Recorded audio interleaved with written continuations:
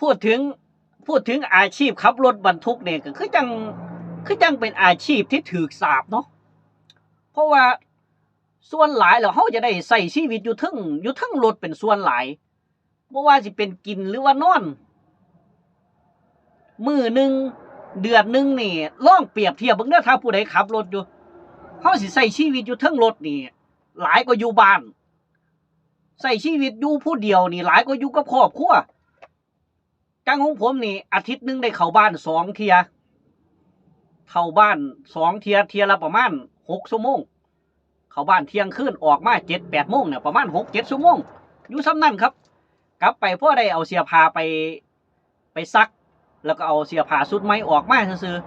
ๆเป็นสายล่องที่ว่าบ่เป็นสายล่องไปทั่วที่เป็นสายล่องแบบสายล่องประจำนะครับมีงานไปแล้วก็มีงานกลับก็ถือว่าโอเคอยู่นิดนึงบ่ได้แบบล่องไปเรื่อยๆปีแรกกัน3 เดือน4 เดือนบ่ได้เข้าบ้านก็มีนั่นแหละจนลูกกับเมียว่าโอ้ลืมกันแล้วบ่พูดแล้วแต่ว่าเฮาก็พยายามจะกลับบ้านดูกลับบ้านให้ได้ตลอดอยู่แต่ว่าบางเทียลักษณะงานเฮามันก็บ่เอื้ออำนวยปานใดเนาะนั่นล่ะสำหรับพี่น้องที่ว่าอยากจะเลือกขับรถสายล่องหรือว่าเลือกซื้อรถแล้วก็มาแล่นล่องก็ล่องคำนวณแล้วก็อย่าลืมคิดหม่องนี้นำเด้อเรื่องครอบครัวเรื่องเวลามันก็สำคัญคือกัน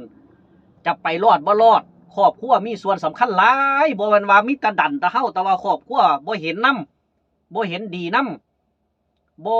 ลงรอยเดียวกันน่ะโอกาสที่จะไปรอดมันก็เป็นไปได้ยากครับเอาจังซั่นซะถ้าว่าครอบครัวเฮาจังได๋ล่ะเพราะว่าเห็นดีนำพร้อมเฮาทุกอย่างมีความคิดไปในทางเดียวกันนั่นโอกาสที่เฮาจะประสบความสำเร็จนั่นมีหลายครับผมแม้นเฮาสิติดปัญหายากแน่ยากน้อยยากหลายยากเรื่องงานเวลาบ่ตรงการเงินบ่คล่องจังซี่เฮาพร้อมจะซัพพอร์ตกันมันเฮ็ดให้การงานการเงินการแล่นรถของเฮามันเป็นไปได้ดีครับผมก็เลยฝากในจุดตรงนี้ไว้นำคือกันเด้อฝากไว้พี่น้องสำหรับคนที่จะเลือกอาชีพขับรถโดยเฉพาะเป็นสายล่องหรือว่าจะออกรถเป็นของเจ้าของแล้วมาแล่นล่องครับผมฝากไว้ครับ